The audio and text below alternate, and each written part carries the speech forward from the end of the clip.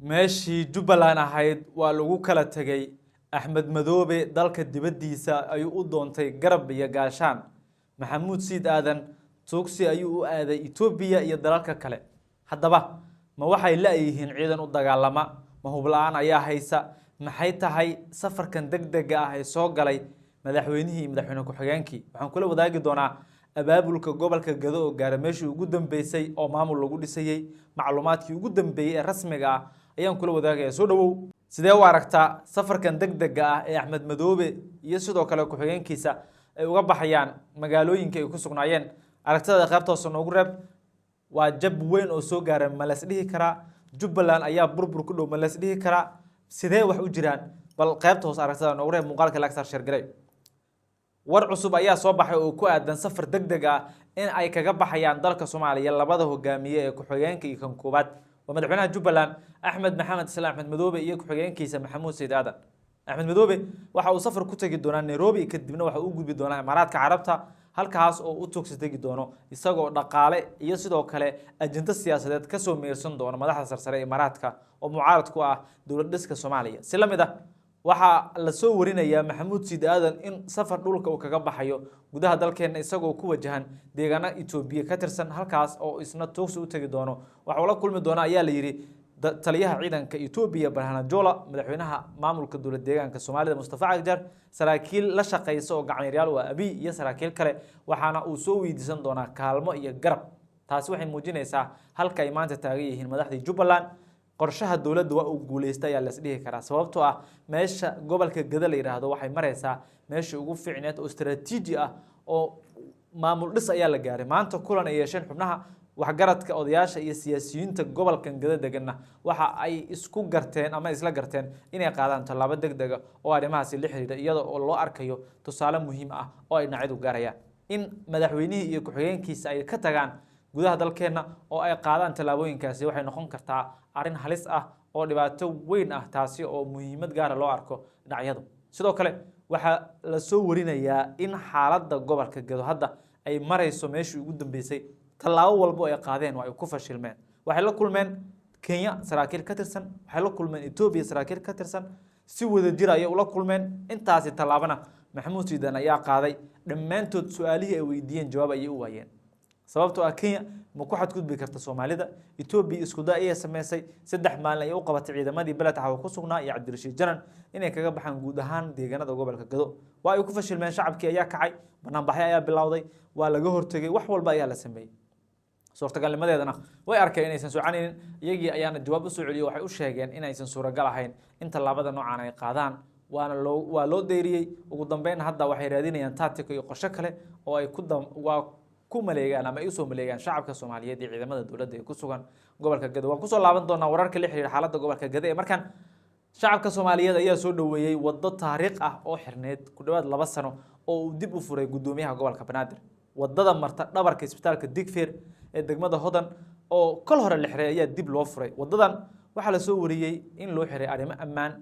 isbitaalkan waa isbitaal weyn oo isbitaalka ugu weyn Soomaaliya ku yaala. waxa lagu dayaa madaxda dawladda, wasiirada, xildhibaanada, reerahooda, saraakiisha ciidamada dawladda ee furmaha ku soo dhaawacma dhammaantood ayaa lagu dabiibaa xildhibaanada iyo wasiirada.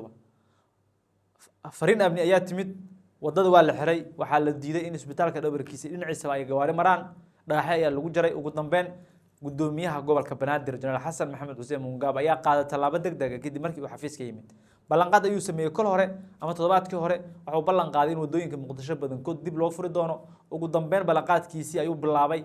24 saac ka horna waxa la furay wadadan muhiimka ah ee marta dhabarka dambe isbitaalka Digfeer ee magaalada Muqdisho. qaar ka mid ah shacabka ayaa soo dhaweeyay, way ammaaneen Mungaab, way bogaadiyeen, waana ay farxad gelisay arrintan maadaama safar dheer loo soo marayay isbitaalka Digfeer marka ay rabaan dadkan halkan oo ay ka dhowdahay oo dhowr tallaabo ay qaadayaan. balse marka ay xirnadu wadadan waa inay tarbuunka soo maraan oo ay soo wareegsadaan oo halkaas ay ka soo galaan isbitaalka Digfeer ee magaalada Muqdisho. bal aynu eegno qaar ka mid ah shacabka oo soo dhaweeyay aragtidaas.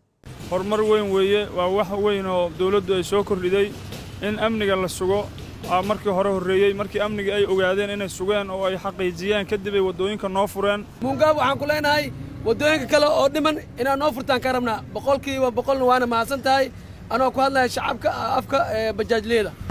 halkan hadda aan ku suganahay waa mid ka mid ah waddooyinkii marka hore xirnaa oo shacabku ay dhibaato weyn ku qabeen culayska halkan ka jira marka hore wuxuu sababay in baabuurta ay isku cariiriyaan isla markaasina jaam aad u badan uu ka dhaco isgoosyada qaar sida isgooska tarabuunka iyo nawaaxiga isgooska digfeer ee magaalada muqdisho jidkan maadaama saacado ka hor dowladda soomaaliya ay furtay waxaa wadayaasha gaadiidka iyo shacabka soomaaliyeed ee muqdisho ku noolba ay si weyn u soo dhoweeyeen tallaabada lagu furay waddadan iyo madaxda qaranka oo garatay in ay culayska ka yareeyaan waddooyinka oon waddooyinka mid ka mida oo aad u muhiimana shacabka loo furo haddaba aragtidaasi ayay shacabku soo dhoweeyeen tallaabada dowladda ay qaadana waa ay ku bogaadiyeen waxaan la kulannay qaar ka mida bulshada reer muqdisho oo aadka u isticmaala waddadan waxay noo sheegeen in waddadan ay ka mid tahay waddooyinka ay adeegsadaan dadka u socda isbitaallada iyo goobaha caafimaadka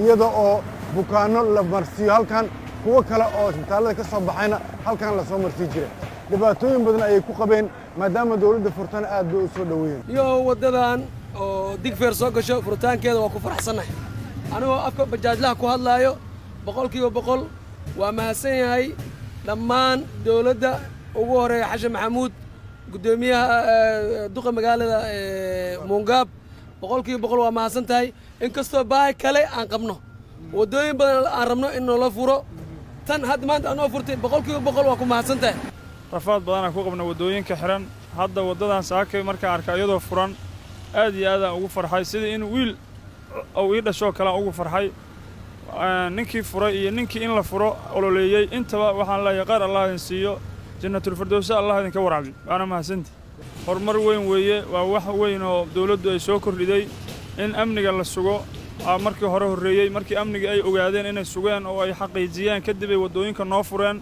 inaan nabad ku seexanno nabadna waddooyinka ku marno waa guul weyn oo soo hoyatay waana guul ay dowladda soo hoyday ilaahay ka sokow dowladda dadaal badan ku bixisay qarna allah sii saaka waxaa si nabad ah oo qurux badan aan ku maraynaa waddo in badan xirnaa jirtay oo baahi badanna u qabnay in la furo maadaama gobolka banaadir iyo maxaa la dhahay laamaha amniga ee dowladda ay nagu dareen naqdeen oo ay garowsadeen waddadan weyn ee la dhisaayo zoobe ee burburku imaada la dhisaayo maadaama saxmaddeeda iyo jaamkeeda u batay walaahi runtii aad iyo aad ugu faraxsannaa waddadan aan ku kala nafisna maadaama noola furo dhibka lagu qabo oo ugu dara waxaa ku qabay bukaanka u socda isbitaal digfeer maadaama ay tarabuunka jaam ahaan jeshitay qofka bukaanka markuu ka soo raaco xagga mootada uu yimaado tarabuunka jaama meeshaan buu wadagi jiray halkan buu wadagi jiray oo dhagxaantu yaalleen mar labaad ayuu mooto labaad qaadan jiray hadduuba helo ama uu awoodo dadna way dhibaatoo jireen ayagoo bukaana waxaad arkaysaa garabka la gelaayo oo la wado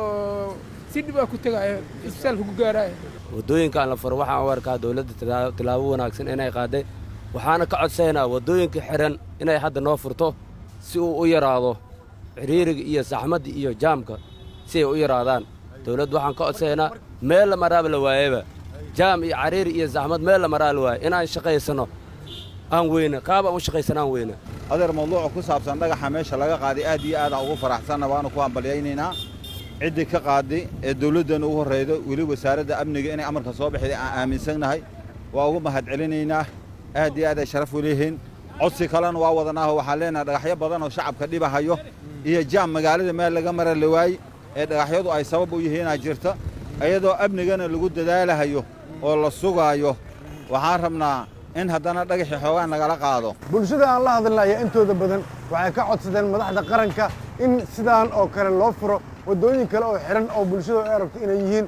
kuwo aad u muhiima waxayna ku bogaadiyeen mas-uuliyiinta dowladda soomaaliya inay garteen isla markaasina ay la dareen noqdeen shacabka oo waddooyinka ay furayaan tallaabooyinkaasna hadda ay si toosa u bilaabeen maxamed daahir degene warbaahinta qaranka soomaaliyeed walaal aniga liibaan cabdi caliya la yidhaah waxaan ahay wada mootooyda la yidhaah mooto bajaajka rafaad badanaa ku qabna waddooyinka xiran hadda waddadan saakay markaan arka iyadoo furan aad iyo aadaan ugu farxay sidii in wiil uu ii dhashoo kale ugu farxay ninkii furay iyo ninkii in la furo ololeeyey intaba waxaan leeyahay qaar allah idin siiyo jannatulfirdowsa allah idinka waraabi waana mahadsanti waaya waddooyin kaleeto oo weli xiranaa jiro oo dawladda ay rabto inay furto kuwaas aygana maxaa codsanaya waddo walba oo xiran waxaan ka codsaa dawladda inay noo furto ilaahay idankiisa waana ka rajaynaynaa inay noo furaan waana mahadsan yihiin hadday noo furaan maadaama magaalada amnigeeda hadda uu soo hagaagay oo sidii hore uu ka fiican yahay